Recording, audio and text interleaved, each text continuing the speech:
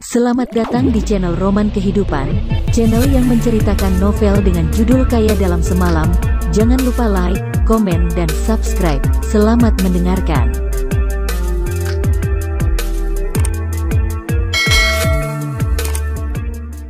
Bab 686. Menerobos aula berkabung. Matanya yang hitam berkilauan dengan pendar seperti hewan.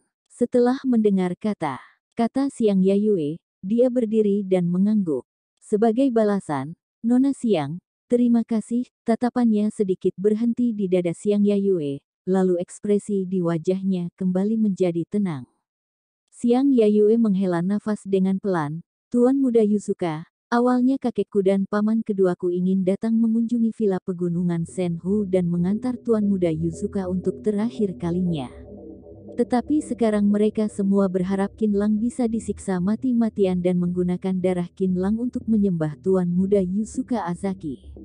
Oleh karena itu, mereka sedang bernegosiasi dengan pihak kepolisian. Setelah masalah ini selesai, mereka akan datang untuk melakukan perpisahan terakhir dengan Tuan Muda Yuzuka. Hais, juga dapat dikatakan bahwa keluarga Siang kami juga memiliki tanggung jawab atas insiden kali ini. Kami telah membiarkan Tuan Muda Yuzuka Azaki mati di Tiongkok. Aku mewakili keluarga Siang untuk meminta maaf kepada kalian semua. Selain itu, aliran telapak besi di Tiongkok, Qiu Gongcheng juga meminta kami untuk menyampaikan belasungkawa dari mereka, berharap keluarga Yuzuka untuk turut berduka cita. Jika membutuhkan bantuan apapun, aliran telapak besi juga bersedia untuk membantu. Siang Yayue memberitahu Yuzuka Anke tentang kata-kata yang disampaikan oleh Siang Feixiong. Nona Siang, aku ingin mengucapkan terima kasih kepada keluarga Siang dan aliran telapak besi, terutama dengan kebaikan dari keluarga Siang. Nona Siang terlalu sungkan, kata Yuzuka Anke dengan acuh tak acuh. Keluarga Siang telah melakukan yang terbaik dalam insiden kali ini. Kami telah menyelidiki sepenuhnya bahwa pada akhirnya Nona Siang juga dibawa pergi oleh kantor polisi. Dapat dilihat bahwa insiden ini sudah berada di luar jangkauan keluarga Siang. Tetapi kami dapat mengakui tentang semua hal yang terjadi di Ba, tetapi kami masih terus mengejarnya di rumah sakit. Kami pasti akan meminta keadilan untuk Azaki. Membunuh orang harus membayar nyawanya, tidak ada yang perlu dikatakan lagi. Pendar hewan di matanya berkilau dengan cahaya redup, tidak peduli seberapa hebat Qinlang, tidak peduli seberapa besar latar belakangnya, kamu juga akan membiarkannya mati, harus mati.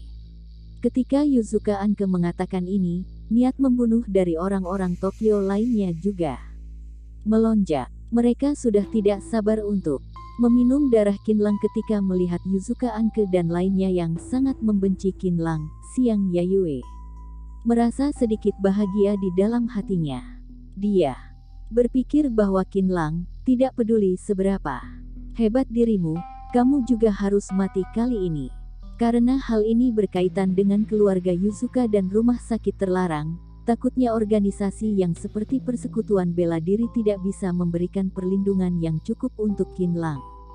Tuan Muda Yuzuka, aku merasa sangat terharu oleh hubungan kalian kakak beradik yang akrab dan juga merasa sangat marah atas kematian Yuzuka Azaki. Pada saat yang bersamaan, aku merasa sangat berterima kasih atas kemurahan hati dari keluarga Yuzuka pada kami. Sebelum aku datang, kakekku dan paman keduaku telah mengingatku secara khusus dan memintaku untuk menyampaikan kalimat ini kepada kalian. Meskipun Yuzuka Azaki terbunuh oleh Qinlang, tetapi aliran telapak besi yang memiliki hubungan yang baik dengan keluarga Siang dan rumah sakit terlarang juga memiliki tanggung jawab yang besar. Maafkan kami yang bisa melindungi teman kami dengan baik. Untuk menunjukkan permintaan maaf kami yang mendalam, kakekku, Siang Feixiong, telah menggunakan koneksinya untuk mendapatkan sebuah lisensi medis untuk rumah sakit terlarang. Mulai bulan depan, rumah sakit terlarang sudah bisa membuka rumah sakit di Yanjing. Selama jumlah orangnya kurang dari 50 orangnya, rumah sakit sudah bisa dibuka dan mulai untuk menjalani praktik dan lainnya. Kemarilah. Sambil berkata demikian, Siang Yayue memberi isyarat tangan, lalu seorang pria berjalan kemari dari pintu mobil. Pria itu memegang sebuah dokumen di tangannya dan menyerahkannya dengan hormat. Kini suasananya sudah berubah. Tidak peduli pria atau wanita Tokyo di tempat ataupun Yuzuka Anke, mereka menjadi kaget setelah mendengar kata-kata ini. Mata mereka membawa kesan keinginan, tidak tahu mengapa ketika ingin membuka klinik medis ataupun rumah sakit di Yanjing, rumah sakit terlarang selalu ditekan oleh pemerintah dan tidak dapat menjalani bisnis yang terkait. Oleh karena itu, pembukaan klinik medis di Tiongkok telah menjadi impian dari rumah sakit terlarang. Harus tahu bahwa sungguh menyedihkan bagi rumah sakit terlarang yang memiliki status tertentu di Tokyo, yang tidak bisa membuka klinik medis kecil. Hadiah besar, ini adalah hadiah besar. Kekuatan Xiang Feixiong sudah terbukti. Yuzuka Anke menjadi lebih bersemangat. Jujur saja, kontrak ini jauh lebih penting bagi keluarga Yuzuka daripada Yuzuka Azaki yang sudah mati sekarang. Bahkan lisensi medis ini sangat membantu Yuzuka Luye untuk menduduki posisi sebagai pemimpin di rumah sakit terlarang. Dengan adanya klinik medis rumah sakit terlarang yang pertama, akan ada klinik yang kedua, ketiga, bahkan tak terbatas. Mereka akan mempromosikan pengobatan Kampo dan sepenuhnya mengalahkan pengobatan Tiongkok di Tiongkok. Pada akhirnya, mereka memonopoli garis hidup medis di seluruh Tiongkok. Ini adalah impian dari setiap generasi di rumah sakit terlarang dan sekarang telah memiliki sebuah fondasi. Yuzuka Anke menerima dokumen itu dengan sungguh-sungguh. Terima kasih, beritahu Tuan Xiang Feixiong bahwa keluarga Yuzuka adalah teman keluarga Xiang selamanya dan tidak akan pernah berubah. Hanya saja ayahku masih beristirahat sekarang, karena dia merasa terlalu sedih atas kehilangan putranya. Jika tidak, aku akan mempersilakannya keluar untuk bertemu dan sekaligus berterima kasih kepada Anda. Setelah semuanya sudah selesai di sini, kami sekeluarga akan mengunjungi Tuan Xiang. Dia berhenti sejenak dan berkata, dan juga Tuan dari aliran telapak besi, kami juga akan berterima kasih padanya sekaligus. Xiang Yayue buru-buru tersenyum dan berkata, Tuan Yuzuka, sama-sama, mulai sekarang, kita akan berada di kapal yang sama. Aliran telapak besi adalah komunitas yang sudah bertahan selama 1000 tahun di Tiongkok. Ada banyak praktisi bela diri di dalam komunitasnya. Tuan Qiu Gongcheng sangat dihormati dan sudah lama terkenal di Tiongkok. Tuan Muda Yuzuka, aku tidak berani menyombongkan diri kami sendiri. Tidak hanya keluarga Xiangku saja, tetapi Tuan Qiu Gongcheng juga telah berusaha sebisa mungkin untuk mendapatkan lisensi medis kali ini. Oh, benarkah? Yuzuka Anke menunjukkan ekspresi yang sangat tertarik. Aku pasti akan melapor kepada ayahku tentang Tuan Qiu Gongcheng ini dan meminta ayahku untuk sering menghubungi aliran telapak besi. Setelah itu, Yuzuka Anke melirik pahak Xiang Yayue. Tatapannya yang tertuju pada Xiang Yayue sedikit panas. Oke, aku akan menyampaikan kata-kata dari Tuan Muda. Xiang Yayue menangkap tatapan Yuzuka Anke yang panas. Dia tidak tahan untuk mengagumi rencana ajaib dari kakeknya di dalam hatinya, di mana kakeknya sengaja untuk mengirim dirinya sendiri untuk menenangkan amarah keluarga Yuzuka. Saat ini, sepertinya efeknya sangat bagus dan orang-orang dari keluarga Yuzuka semua lebih bernafsu. Tuan Muda Yuzuka, aku juga bisa mewakili keluarga Xiang untuk mengatakan satu kalimat. Xiang Yayue melangkah maju. Lalu dia menggenggam tangan Yuzuka Anke dan berkata, keluarga Yuzuka juga merupakan teman lama keluarga Xiang. Yuzuka Anke merasakan perasaan yang lembut dan halus, yang membuatnya sedikit mabuk. Ketika dia hendak ingin berbicara, tiba-tiba ada suara yang keras di luar sana pada saat ini. Sebuah mobil off-road bergegas kemari, dan langsung menabrak pintu sampai terbuka. Kedua anak muda Tokyo yang menjaga di depan pintu langsung ditabrak oleh mobil sampai terbang keluar. Kemudian mobil off-road itu langsung tiba di pintu aula berkabung. Beberapa pria Tokyo yang menjaga di luar meraung keras dan melangkah maju untuk memblokir mobil off-road itu, tetapi tak terduga bahwa mereka semua ditabrak sampai terbang ke mana-mana. Lebih dari belasan meter jauhnya, Orang-orang Tokyo itu ditabrak sampai muntah darah dan berbaring di tanah sambil berjuang. Yuzuka Anke menjadi sangat marah. Bajingan. Siapa yang mencari masalah? Ekspresi di wajah Xiang Yayue juga sangat gugup. Tiba-tiba ada sebuah pistol di tangannya. Sejak dia mengalami kerugian terakhir kalinya, dia telah mendapatkan pelajarannya dan pistolnya tidak pernah lepas. Darinya, Qinlang menendang pintu mobil dan turun sambil mengangkat seseorang di tangannya. Setelah beberapa prajurit Tokyo melihatnya, mereka meraung dengan marah dan mengeluarkan pedang samurainya. Hanya ada satu jalan untuk orang itu yang mengendarai mobil dan mencari masalah di villa pegunungan Senhu, yaitu mati. Bab 687. Menjadi hakim yang adil tanpa memihak. Tubuh Qinlang berpindah dan kakinya terus menendang para prajurit Tokyo itu sampai jatuh satu persatu. Kemudian, Qinlang mengambil sebuah pedang samurai di tangannya dan suaranya bergema di tempat. Orang tua Yuzuka, keluarlah sekarang. Qinlang, kata Xiang Yayue dengan kaget dan matanya penuh dengan kesan benci dan cemas. Banyak prajurit Tokyo di tempat mengamuk. Apakah orang itu adalah Qinlang? Beraninya dia memanggil tuan mereka sebagai orang tua, sungguh tidak sopan sekali. Yuzuka Anke juga terkejut dan marah besar. Qinlang, kamu membunuh adikku, menghina ayahku dan menerobos aula berkabung, percaya atau tidak bahwa aku akan membunuhmu hidup-hidup. Yuzuka Anke juga tidak menyangka bahwa keluarga Yuzuka masih belum bertindak untuk membalas dendam terhadap Qinlang. Sedangkan Qinlang malah berani untuk datang sendirian, benar-benar cari mati. Puluhan orang Tokyo meraung dengan gila, seolah-olah dia bergegas untuk mencabik-cabik tubuh Qinlang setiap saat. Xiang Yayue juga memberanikan dirinya dan berteriak, Qinlang, kamu telah membunuh Yuzuka Azaki, apalagi juga datang untuk merusak aula berkabung. Kamu benar-benar gila. Apakah kamu berpikir bahwa dirimu sendiri adalah yang terhebat di dunia dan tidak ada orang yang bisa menyelesaikanmu? Membunuh Yuzuka Azaki. Qinlang menyeringai. Yang ada di tanganku ini adalah pembunuh sebenarnya. Yang membunuh Yuzuka Azaki juga masih belum terlambat bagi kalian untuk menanyakannya ataupun membunuhnya. Sambil berkata demikian, Qinlang menjatuhkan seorang pria di tangannya. Tihu, yang mengenakan topeng wajah Qinlang tergeletak di lantai dan bernafas dengan sedikit putus asa. Beberapa orang Tokyo menjadi curiga. Mereka melangkah maju, kemudian mereka tiba-tiba terkejut dan berkata, Qinlang. Mengapa kedua orang Qinlang muncul secara bersamaan? Semua orang menjadi sedikit bingung untuk sesaat. Yuzuka Anke juga melihatnya. Kemudian dia terkejut dan matanya menyusut. Mirip sekali, ada apa yang terjadi ini sebenarnya? Sosok tubuh, tinggi badan dan wajah dari orang itu hampir tidak jauh berbeda dari Qinlang.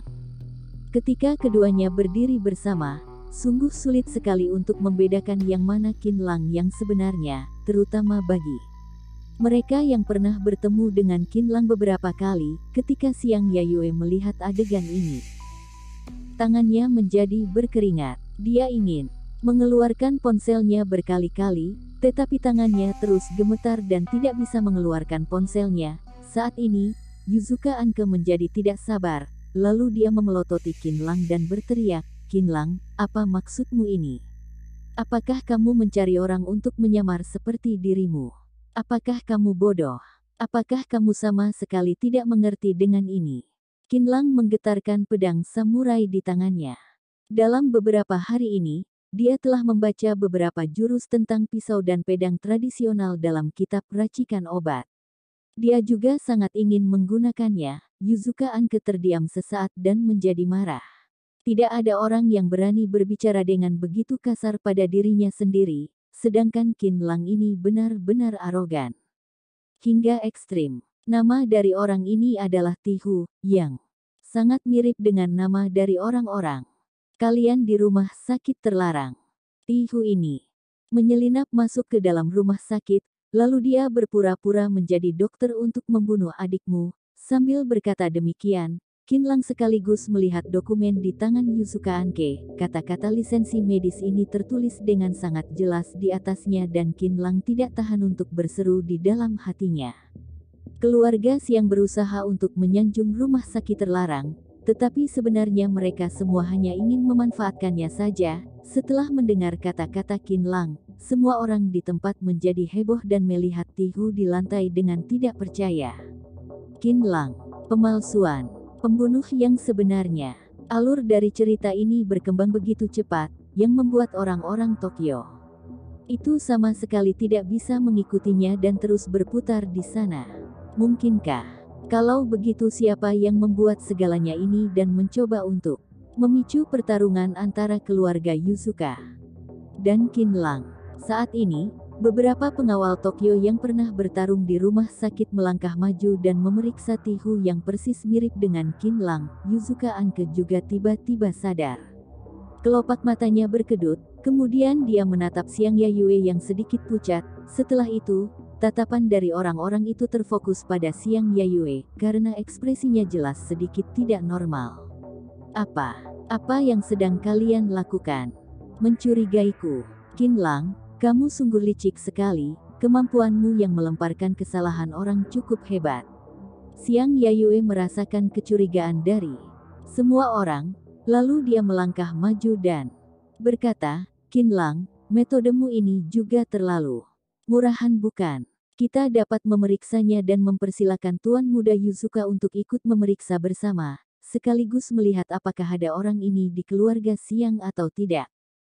Jika tidak ada, Qinlang, bagaimana dengan penjelasanmu? Bagaimana dengan pertunjukanmu selanjutnya? Aku berani jamin bahwa orang itu adalah aktor yang kamu cari untuk melemparkan kesalahan kepada keluarga Siang dan membiarkan dirimu bebas di luar. Kamu sudah salah. Tuan Muda Yusuka memiliki penglihatan yang tajam. Bagaimana mungkin dia bisa terprovokasi olehmu?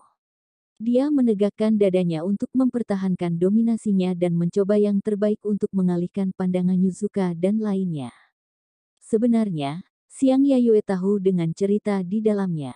Dia tahu siapakah Tihu itu dan dari mana asalnya. Jika Yusuka tahu bahwa keluarga Xiang juga tahu dengan cerita di dalamnya, bahkan juga memperburuk dan menyembunyikan yang sebenarnya, maka hubungan antara keluarga Yusuka dan keluarga Siang pasti akan memburuk. Saat ini, Yusuka Anke menatap Qinlang dan berteriak, dari mana kamu mendapatkan kambing hitam itu? Qinlang, rumah sakit terlarang dan keluarga Yusuka kami tidak sesederhana yang kamu pikirkan.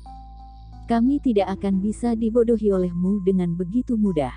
Warna binatang di matanya bahkan jauh lebih kuat. Jika kamu ingin membuktikan bahwa dirimu sendiri tidak bersalah, maka kamu harus menunjukkan bukti yang nyata, atau tidak keluarga Yusuka kami pasti akan bertarung mati-matian denganmu.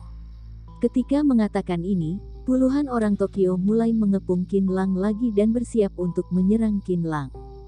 Hehehe, Yusuka Anke, hari ini aku menangkap pembunuhnya untukmu. Apakah kamu mengira bahwa aku sedang takut padamu? Atau apa? Benar adalah benar, salah adalah salah. Jika salah, mengapa aku harus mengatakan benar?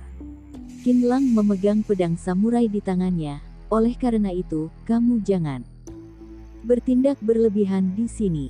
Aku bisa membunuhmu kapan saja dan menempatkanmu di aula berkabung. Kamu juga sudah tidak muda lagi dan seharusnya memiliki penilaian sendiri. Kamu lihatlah pakaiannya, lihatlah lukanya, lihatlah kelima inderanya. Aku rasa bahwa pihak yang terlibat pasti bisa merasakannya dan mengerti apa yang terjadi di hati mereka. Oke, aku akan menjadi hakim yang adil tanpa memihak hari ini dan mengajarimu cara untuk menyelesaikan kasus ini. Pertama-tama, panggil semua pengawal yang ikut berpartisipasi dalam pertarungan pada malam itu. Biarkan mereka semua melihatnya dengan baik-baik. Apakah dia adalah aktor atau tidak, ini sama sekali tidak sulit. Kedua, pembunuh ini masih hidup, kamu bisa menggunakan semua dari 10 besar siksaan di dinasti Qing, ataupun kamu dapat langsung menggunakan metode penyiksaan dari Tokyo kalian. Lagi pula, rumah sakit terlarang kalian disebut sebagai sekte medis. Apakah begitu sulit bagi kalian untuk menanyakan sedikit kebenaran? Qin Lang mengatakannya dengan sangat jujur dan tegas. Tihu yang tergeletak di lantai tiba-tiba menjadi tercengang, lalu dia berkata dengan tidak nyaman, "Sudahlah, sudahlah, kalian jangan menyiksaku lagi, bisakah aku mengatakan semua yang sebenarnya?" Yuzuka Anke awalnya memiliki tatapan yang tajam, tetapi sekarang dia mengalihkan pandangannya dan menantikan langkah selanjutnya dengan tenang. Nyawa Tihu sudah tersisa setengah dan tampaknya Qin Lang telah menyiksanya di sepanjang jalan. Oleh karena itu, ekspresinya sekarang menjadi linglung dan kesadarannya sudah terguncang sejak awal. "Namaku Tihu, murid terdaftar dari aliran telapak besi. Aku dikirim oleh tetua Qiu Gongcheng untuk membunuh Yuzuka Azaki di rumah sakit Kang Jie." Bab 688. Teman adalah musuh. Bajingan, omong kosong. Aliran telapak besi adalah komunitas teman. Ketika melihat Tihu mengungkapkan identitasnya sendiri tanpa ragu-ragu, ekspresi di wajah Xiang Yayue yang cantik berubah drastis. Kemudian muncul sebuah pistol di tangannya dan dibidik ke arah Tihu. Ketika Qin Lang melihat Xiang Yayue ingin membunuh Tihu, dia mengayunkan pedang samurai ke samping dengan cepat dan mengenai pergelangan tangan Xiang Yayue. Kemudian terdengar suara tembakan, tetapi tembakannya malah melesat ke pengawal dari keluarga Xiang. Pengawal dari keluarga Xiang menjerit, lalu dia menutupi pahanya dan merosot ke tanah. Qin Lang mengayunkan pedang samurainya lagi dan pistol di tangan Xiang Yayue dipukul sampai jatuh. "Nona Xiang, tampaknya kamu juga tidak polos. Apa maksudmu untuk melakukan ini? Kamu setidaknya juga harus membiarkannya selesai berbicara. Jika tidak, untukmu yang menggunakan senjata di depan aula berkabung. Aku hanya bisa memahamimu yang ingin membunuh orang." Sambil berkata demikian, Qin Lang menendang pistol itu menjauh dan postur tubuhnya terlihat sangat santai, yang jauh berbeda dari penampilan Xiang Yayue yang gugup. "Qin Lang, kamu cukup kejam, bajingan, kamu sedang memicu perselisihan. Pernahkah kamu memikirkan perasaan dari aliran telapak besi? Ini hanya bisa membuat aliran telapak besi semakin membencimu dan konspirasi gelapmu tidak akan pernah berhasil." Puluhan orang Tokyo tanpa sadar menatap Xiang Yayue dan juga merasa tidak yakin yang mana yang benar. Xiang Yayue tidak berani melakukan tindakan apapun lagi untuk sesaat. Dia hanya meraung dengan getir, "Kamu berdosalah sana, bahkan keluargamu juga akan dihukum. Tihu, lanjut, beritahu semua yang kamu tahu," kata Qin Lang. Qin Lang sama sekali tidak peduli pada Xiang Yayue yang histeris. Kemudian dia lanjut berkata, "Tenang saja, aku akan melindungi keselamatanmu dan juga akan menjaga keamanan dari keluargamu. Aku berani jamin padamu." Oke. Tihu berada di ambang kehidupan. Saat ini, dia telah mengambil keputusan, lalu dia mengendus hidungnya yang terluka dan berkata, "Aliran telapak besi telah diperingatkan oleh Lin Shaoxiong bahwa dia tidak ingin menimbulkan korban dalam pertarungan, sehingga aliran telapak besi memanfaatkan keluarga Yuzuka untuk balas dendam." Tihu terbatuk, lalu dia lanjut berkata, "Aku telah membuat sebuah topeng yang mirip dengan wajah Qin Lang dan berpakaian seperti dokter. Kemudian aku pergi ke kamar bangsal dengan pisau bedah dan pistol sebagai senjata. Ketika aku memasuki rumah sakit, aku bertindak cepat dan langsung menusuk tenggorokan Yuzuka Azaki. Apalagi aku juga sengaja melepaskan topengku saat bertarung dan membuat orang-orang mengenaliku sebagai Qin Lang. Dengan cara ini, aku sudah mencapai tujuan untuk menjebak Qin Lang." Aliran telapak besi percaya bahwa ini akan mendapatkan hasil 2 kali lipat dengan setengah usaha dan juga akan mendapatkan hasil yang sangat baik. Ini membawa keuntungan bagi aliran telapak besi. Saat itu, kalian akan bertarung sampai mati-matian, sedangkan aliran telapak besi dan keluarga Xiang hanya mengambil keuntungan di antara kalian. "Bajingan, akhirnya kamu telah menyebut keluarga Xiang. Aku tahu bahwa orang jahat tidak akan mengucapkan kata yang baik dan metode pembunuhan orang jahat sungguh licik. Apa hubungannya keluarga Xiang kami denganmu?" teriak Xiang Yayue dengan keras. Keluarga Xiang.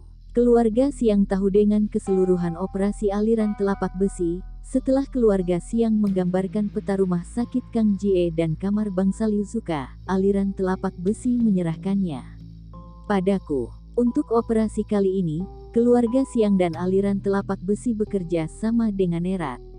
Tihu tahu dengan segalanya. Semua kata-kataku tidak salah, aku punya kamar sendiri di dalam rumah sakit dan ada banyak topeng di sana. Dan juga, peta yang diberikan oleh keluarga Siang untukku juga ada di sana, kalian bisa pergi untuk melihatnya. Tihu berkata demikian sambil terengah-engah, tetapi tidak ada kontradiksi dalam kata-katanya, yang tampaknya bahwa itu bukan palsu, nada bicaranya tulus dan detailnya jelas, apalagi juga ada dasar kenyataannya, yang membuat suasana di tempat mendadak hening. Oh, aku sudah mengingatnya, sepertinya itu memang dia. Temperamennya dan katanya, itu memang dia, bukan si Qin Lang itu. Seorang pengawal berdiri dan mulai mengidentifikasinya. Benar, aku telah menebas wajahnya, kalian lihatlah, luka itu memang ada. Apakah ada luka di tangan kirinya? Aku telah menusuknya di sana. Para pengawal mengatakan pendapat mereka sendiri satu persatu. Saat ini, Yuzuka Anke segera melirik mereka. Orang-orang itu menjadi terdiam dan tidak berani untuk melanjutkannya lagi. Tuan muda Yuzuka, dia sedang berbohong. Siang Yayue secara alami menolak untuk mengakuinya, lalu dia meraih Tihu seperti anjing mati dan berkata, kamu memfitnah aliran telapak besi dan keluarga Xiang, beraninya kamu. Tuan Qiu Gongcheng baru saja menyampaikan belasungkawanya kepada Tuan muda Yuzuka. Sedangkan kamu datang ke sini untuk berbicara omong kosong, kamu akan dibalas oleh karma. Qin Lang tersenyum tipis, Tihu, tenang saja, ada aku di sini. Siang Yayue mengangkat bahunya dan mendongak wajahnya yang cantik, Tuan muda Yuzuka, Tihu ini adalah orang jahat yang ditemukan oleh Qin Lang untuk merusak situasi, dia hanyalah seorang aktor yang buruk. Tuan muda Yuzuka, teman lama menjadi musuh. Takutnya Qin Lang akan diam-diam tertawa di dalam hatinya, kamu jangan sampai tertipu olehnya. Siang Yayue menghela nafas, jika taktiknya berhasil, maka Qin Lang akan mendapatkan keuntungan. Qin Lang mencibir dan tertawa, benarkah? Kalau begitu biarkan kantor polisi menangani masalah ini. Kelopak mata Yuzuka Anke berkedut. Dia menarik nafasnya dengan dalam, matanya bergetar dan kemudian berkata, Nona Siang, kamu tenang saja, bagaimana bisa aku tertipu oleh penjahat itu? Kedua keluarga kita adalah teman lama, apalagi keluarga Yuzukaku juga sudah lama berteman dengan aliran telapak besi, bagaimana mungkin kalian bisa menyakiti adikku? Omong kosong. Qin Lang, kamu jangan membuat keributan dan memicu perselisihan lagi di sini. Malam hari ini, tinggalkan Tihu di sini, atau tidak kamu juga dikuburkan bersama Yuzuka Azaki. Begitu kata-kata ini keluar, semua orang di tempat menjadi tercengang. Mulut Siang Yayu juga sedikit terbuka, karena sikap Yuzuka Anke sangat mengejutkan orang. Qin Lang tercengang terlebih dahulu, kemudian dia tertawa, Hais, sekelompok bajingan, aku sekarang sudah mengerti apa yang dimaksud dengan melihat keuntungan dan melupakan kebenaran. Yuzuka Anke adalah putra sulung Yuzuka Luye dan juga pewaris pertama di keluarga Yuzuka dan anggota rumah sakit terlarang yang terhebat.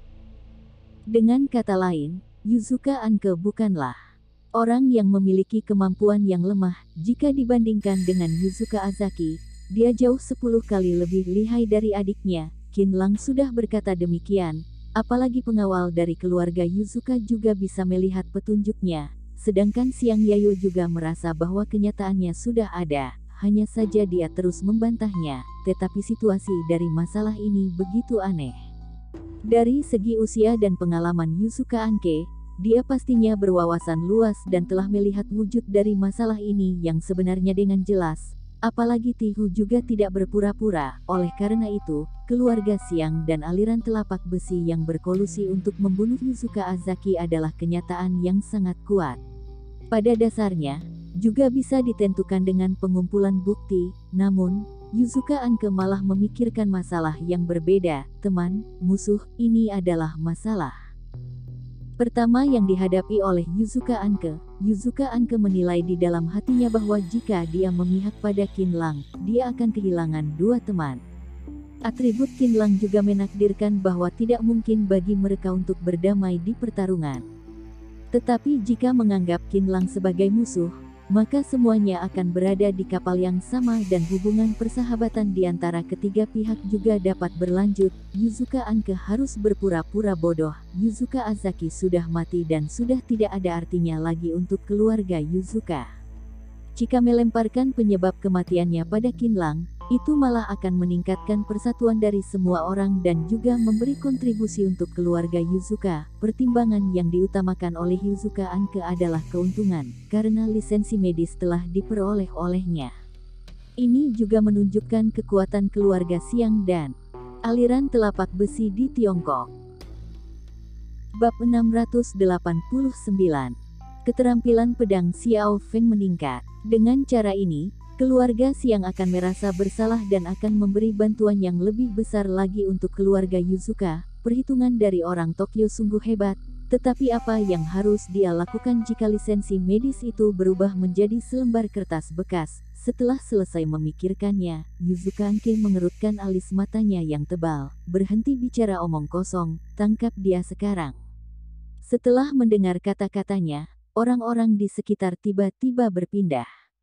Puluhan prajurit Tokyo mengepung kemari dan juga ada lebih dari belasan ninja yang muncul. Saat ini, Xiang Yayue sudah mengerti sepenuhnya, lalu dia berkata dengan gembira. Kemarilah, ikutlah bergabung dengan Tuan Yuzuka Anke untuk menangkap si pembunuh itu. Ketika mengatakan ini, pengawal dari keluarga Xiang mengeluarkan pistol mereka dan meletakkannya di tangan mereka. Lalu mereka membidik ke arah Qinlang dan siap untuk menembaknya. Xiang Yayue pernah menyaksikan keterampilan Qinlang. Hanya saja dia merasa bahwa dengan adanya dukungan dari keluarga Yuzuka, Qinlang seharusnya tidak bisa menang, sehingga dia segera bersuara untuk membantunya.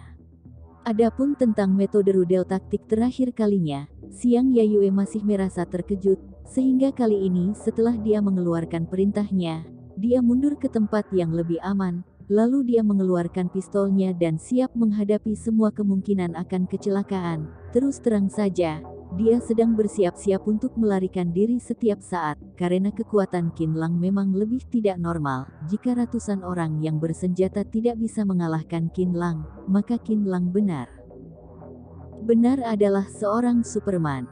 Aduh, ada apa dengan kalian ini? Apakah kalian semua ingin mati? Kalian juga pernah menyaksikannya terakhir kalinya dan aku juga tidak ingin membunuh orang, tetapi kalian sangat berani, yang membuat aku ingin mendidik kalian. Lain kali tidak boleh memperlakukan semua orang dengan cara yang sama dan ini adalah kebenaran yang sudah mutlak.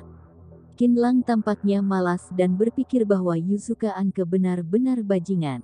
Yuzuka Anke seharusnya menangkap pembunuh yang sebenarnya, tetapi dia malah ingin menangkap dirinya sendiri. Sepertinya dia telah menganggap dirinya sendiri sebagai kesemek yang lembut. Di perjalanan ini, Xiao Feng merasa tidak tenang dan ingin mengikuti Qinlang. Kemudian Qinlang melambaikan jari tangannya, tutup pintu. Dengan sebuah perintah, Xiao Feng yang sedang menunggu di depan pintu sambil membawa pedang, langsung menutup pintu. Villa Pegunungan Senhu, tutup pintu. Wilayah siapakah di sini? Siapa yang memiliki banyak orang di sini? Begitu arogankah kamu? Saat mendengar nada bicara Qinlang, seolah-olah dirinya sendiri sedang memimpin ribuan pasukan dan memusnahkan beberapa musuh. Momentum yang demikian benar-benar membuat semua orang tercengang dan marah di tempat. Yuzuka Anke juga bisa dianggap sebagai pahlawan kecil di rumah sakit terlarang, yang bisa menanggung rasa sakit kehilangan adiknya, sambil menantikan pihak kepolisian Tiongkok untuk menangkap Qinlang. Tetapi saat ini, Yuzuka Anke masih marah sampai ingin muntah darah. Kedua tangannya terkepal erat, sampai urat biru menonjol keluar. Ini tidak hanya memprovokasi otoritasnya saja, tetapi juga meremehkan bobot dari keluarga Yuzukanya. Dia menatap Qinlang sambil menyeringai. Aku awalnya ingin membiarkan pihak kepolisian Tiongkok untuk menanganinya, tetapi sekarang sepertinya sudah tidak perlu lagi. Memang tidak ada keperluan ini. Jika kebenaran dari kematian Yuzukazaki tidak sebanding dengan sedikit kentungan dari keluarga Xiang, maka kalian sudah benar-benar menjadi musuhku. Qinlang memegang pedang samurai di tangannya. Adapun di sepanjang jalan yang penuh dengan banyak lawan, aku biasanya membunuh sebanyak orang pun yang aku bisa.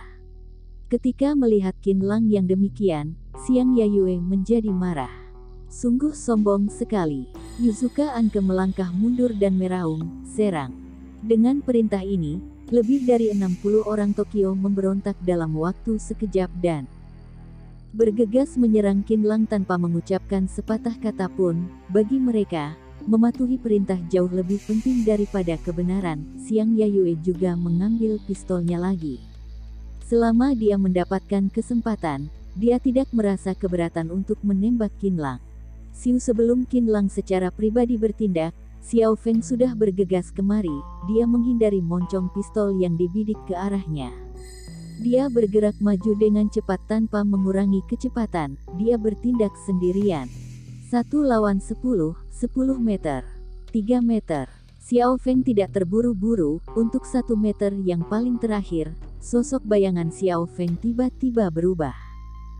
Sosok tubuhnya bergegas dengan cepat, seperti pisau panjang yang telah disimpan selama bertahun-tahun.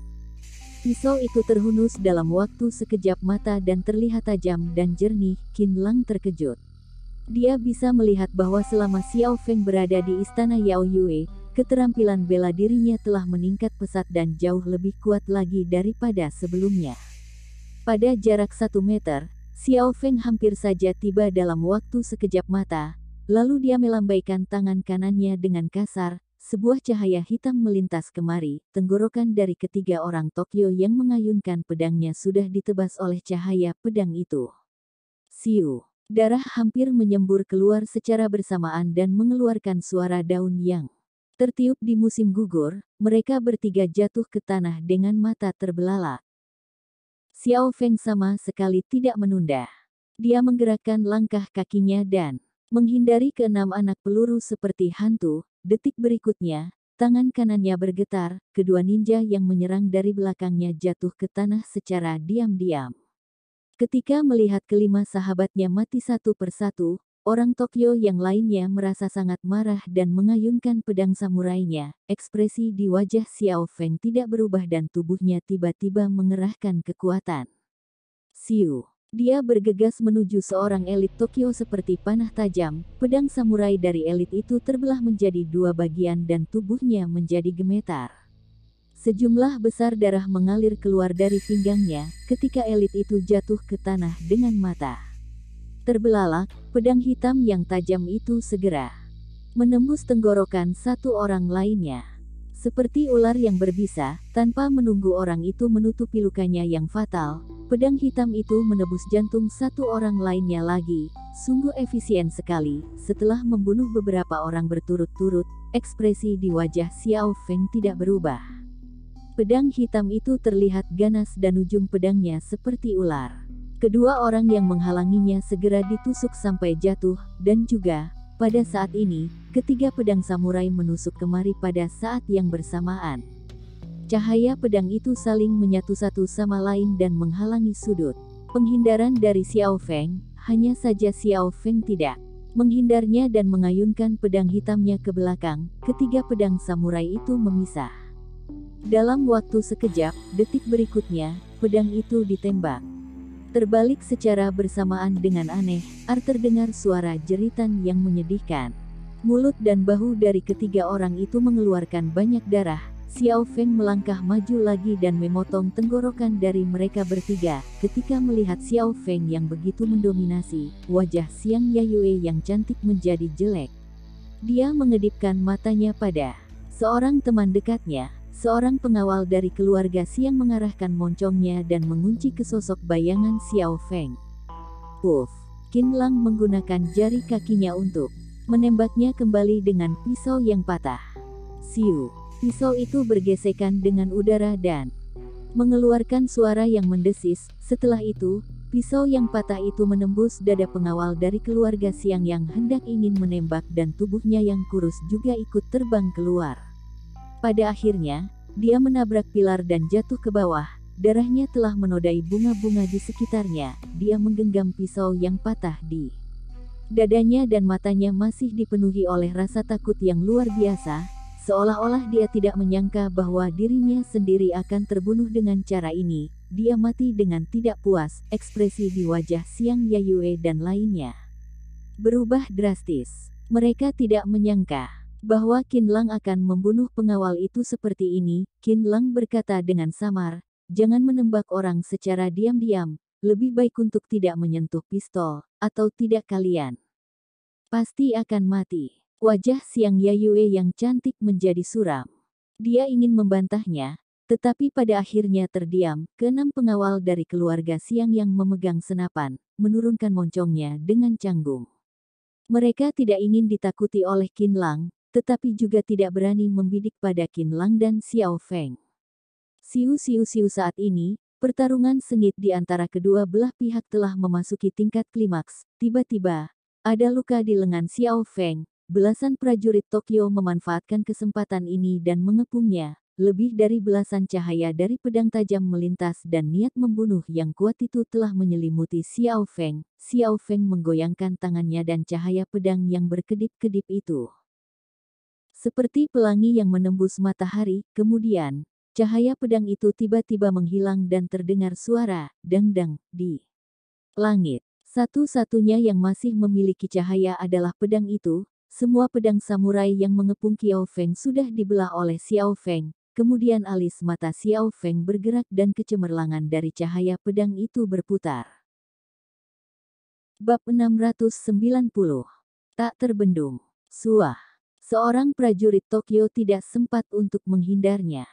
Pedang itu menembus tenggorokannya, kemudian dia jatuh ke tanah. Xiao Feng lanjut untuk membunuh si pembunuh itu. Setiap jurusnya berakibat fatal dan semua orang merasa ngeri. Dia membunuhnya sampai langit menjadi redup dan kekuatannya seperti angin puyuh. Orang yang ke-40, ke-43, ke-46. Awalnya, dia terlihat centil dan sangat menawan, tetapi Xiao Feng terus berjalan dengan wajahnya yang dingin. Dia masuk ke dalam kerumunan orang seperti kilat. Pedang itu bagaikan badai dan cahaya pedang itu mengalir. Xiao Feng sekarang memainkan peran penting di istana Yao Yue. Sebagai komunitas yang terdiri dari gadis-gadis, istana Yao Yue mampu berdiri di Tiongkok selama ribuan tahun. Salah satunya adalah gadis yang membunuh dengan tegas, damai di dalam dan gigih di luar. Jika tidak, bagaimana bisa hidup di dalam kehidupan pria yang berkuasa dengan keras, apalagi juga semakin baik untuk hidup. Dalam waktu kurang dari setengah jam, pertarungan ini sudah berakhir. Seluruh tubuh Xiao Feng berlumuran darah dan juga mengalami beberapa luka ringan, tetapi darah di tubuhnya pada dasarnya adalah darah musuh. Wajah Xiao Feng yang cantik menjadi tenang dan rambutnya tertiup oleh angin sampai berkibar. Di sekitarnya, puluhan prajurit Tokyo semuanya telah dijatuhkan oleh pedangnya. Yang lebih hebatnya lagi adalah para prajurit itu tidak berguling-guling di tanah, melainkan tidak bergerak setelah berjuang beberapa kali. Sebenarnya, mereka semua sudah terbunuh mati dan tidak ada satu pun yang selamat. Xiang Yayue dan keenam pengawalnya menjadi tercengang dan kebingungan. Mereka awalnya berpikir bahwa wanita lemah yang dibawa oleh Qin Lang itu akan dicincang menjadi saus daging oleh prajurit Tokyo dalam waktu beberapa menit, tetapi masalah ini sama sekali tidak berjalan seperti itu. Meskipun keluarga Yuzuka sudah merasakan kehebatannya, bahkan juga mengirim beberapa ninja Tokyo yang terkenal, tetapi pada akhirnya telah dibunuh habis dengan lebih tragis. Sedangkan wanita cantik yang berwajah dingin di seberang mereka hanya terluka ringan saja. Ini benar-benar terus mengejutkan orang. Untuk sesaat, Xiang Yayue merasa bahwa keluarganya sendiri bagaikan badut yang meninggi-ninggikan kemampuannya. Setelah dia terus ditampar oleh kenyataan dengan tanpa ampun, dia masih menganggap dirinya sendiri sebagai tanduk dan melawan kincir angin. Sungguh konyol dan menyedihkan. Tentu saja, dia akhirnya akan mencoba untuk menyesuaikan mentalitasnya. Sebelumnya, dia sudah memiliki rencana untuk melarikan diri, hanya saja sekarang tidak tahu mengapa dia sama sekali tidak bisa menggerakkan langkah kakinya. Kakinya sedikit melemas dan wajahnya yang cantik terlihat pucat lagi. Bagaimanapun, semua orang yang hidup harus menerima sebuah kenyataan, yaitu banyak orang Tokyo yang sudah mati di sini, apalagi hari ini Qin Lang sama sekali tidak bertindak. Dia hanya menyaksikannya dari samping dan mengangguk sewaktu-waktu, sepertinya dia sedang memuji gerakan Xiao Feng yang meningkat pesat. Yuzuka Anke juga merasa sangat terkejut. Dia tahu bahwa orang dengan keterampilan apa yang dibawa olehnya ke Tiongkok kali ini, tetapi dia tidak menyangka bahwa Qin Lang sama sekali tidak bertindak. Lebih dari 50 elit, sosok tokoh yang terkenal dengan kekuatan batin kecil, menengah dan besar, telah dibunuh oleh seorang gadis kecil dalam waktu setengah jam. Setelah itu, Yuzuka Anke berteriak ke arah langit malam, "Ark!" Suaranya itu bagaikan binatang buas yang melolong, bagaikan hantu yang sedang menangis di malam hari. Lalu dia mengeluarkan suara teriakan yang brutal dan tidak manusiawi, "Mati, kalian semua harus mati. Kalian semua pantas mati." Kali ini, dia perlahan bangkit dan tinjunya terkepal. Dengan suara krek pakaian di sekujur tubuhnya tiba-tiba robek, lalu dia meraih pedang samurai dan berjalan menuju Qin Lang. "Qin Lang, kamu harus mati malam ini. Kamu harus meminta maaf kepada semua prajurit Tokyo di sini." Yuzuka Anke meraung demikian dan menunjukkan postur tubuhnya yang mengerikan, seperti binatang buas di alam liar, roh jahat di zaman kuno. Qin Lang masih belum menjawabnya dan Xiao Feng melangkah maju. Sosok tubuhnya sangat indah dan anggun dan pakaiannya berkibar dengan pesona, hanya saja darah mewarnai pakaiannya menjadi merah. Wajahnya terlihat dingin dan niat membunuhnya meresap ke udara, seperti dewa pembunuh dari atas langit. Xiang Yayue tiba-tiba menggigil. Dia pernah mendengar dari keluarga Xiang sebelumnya bahwa Qin Lang adalah dewa pembunuh di era ini. Orang itu tidak ikut berpartisipasi dalam pertarungan saat itu, hanya saja bertanggung jawab untuk melapor. Setelah kembali ke keluarga Xiang, seluruh tubuhnya menggigil oleh niat membunuh Qin Lang. Pada akhirnya, orang itu tidak berani mendengar setelah mendengar nama Qin Lang. Xiang Yayue awalnya berpikir bahwa orang itu benar-benar penakut dan gila. Tetapi sekarang dia baru bisa merasakan apa yang dimaksud dengan dewa pembunuh dari Xiao Feng. Sepertinya memang ada dewa pembunuh di dunia ini. Orang dari keluarga Xiang itu tidak melebih-lebihkannya, takutnya jika Qin Lang marah di suatu saat, niat membunuhnya yang sangat kuat akan jauh lebih kuat lagi daripada gadis kecil di depannya, apalagi itu juga akan membuat orang gemetaran. Yuzuka Anke menghentakkan kakinya dan hanya melihat belasan jarum perak yang menembak ke arah Qin Lang. Xiao Feng bergegas dan pedang hitam itu diayunkan. Belasan jarum perak itu jatuh ke tanah satu persatu dan mengeluarkan suara yang lantang. Yuzuka Anke menggerakkan langkah kakinya dan menghindari Xiao Feng. Sebaliknya, dia meluncurkan serangannya terhadap Qin Lang.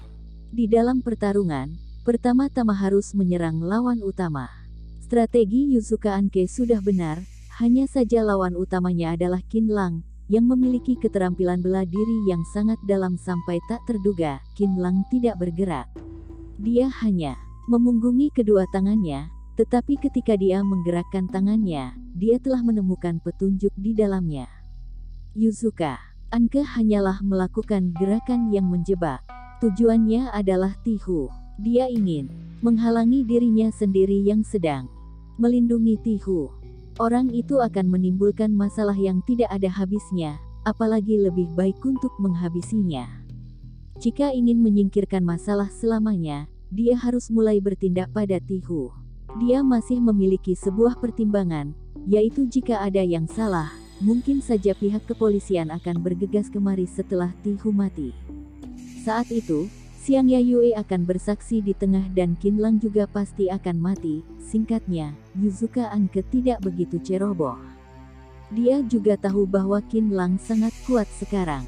Dia dapat mengetahuinya dari orang yang dia bawa, seolah-olah satu orang sudah mewakili puluhan orang. Jika tidak menghabisi Qin Lang, maka tidak hanya teman dan adiknya sendiri yang mati di Tiongkok, hubungan antara keluarga Yuzuka dan keluarga Xiang juga tidak akan dapat berlanjut.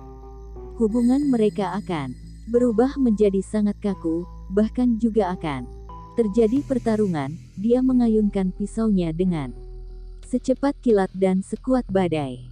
Dia bertekad untuk menang dan melihat Tihu yang benar-benar akan berubah menjadi mayat. Hais, tidak bisa diselamatkan lagi. Qinlang menghela nafas dengan pelan dan akhirnya dia memindahkan kedua tangannya di belakang ke depan. Mengapa kamu masih membunuh orang di depanku? Apakah kamu merasa bahwa kamu bisa melakukannya? Qinlang hanya melambaikan tangannya dengan pelan dan cahaya putih di antara jari-jari tangannya melintas di langit malam seperti lampu listrik. Itu terlihat sangat indah. Kemudian dia melihat pedang samurai Yuzuka Anke yang dihancurkan oleh cahaya putih yang menyilaukan itu menjadi dua bagian. Sungguh ajaib sekali. Selama waktu ini, respons Yuzuka Anke juga sangat cepat. Dari sudut pandang seorang master bela diri, responsnya juga sangat sempurna.